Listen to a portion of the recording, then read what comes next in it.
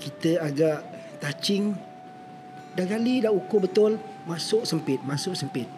Padahal dah ambil, kita dah ambil lebih, tetap sempit. Tak boleh nak letak banyak tu. Tak boleh nak tak. Terpaksa azan 7 kali. Baru okey. Yang paling terkesan untuk saya selepas kita tanam, selepas kita 7 langkah. Selepas 7 langkah saya datang. Dekat datang kan? Okey.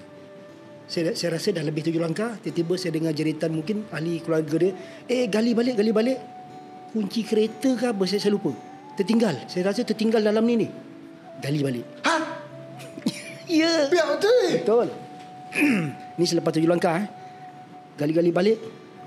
Papan tu kita dah nampak apa. Okey, buka papan tu. No. Memang betul. Ada di atas dada jenazah kunci tu. Macam mana boleh macam tu? Mungkin dia tercicir, kita tak perasan. Bila kita tak tahu kejadian itu kenapa. Rupa-rupanya semua yang ada situ semua jadi silent dan terstun. Bukan fokus pada kunci itu.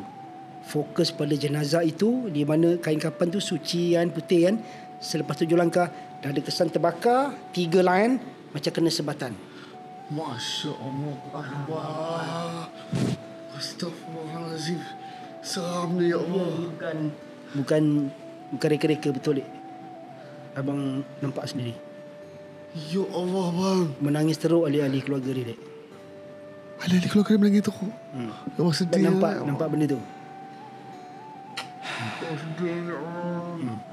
Sakit ya Allah. Kesan terbakar 3 line sampai ke kulit tau.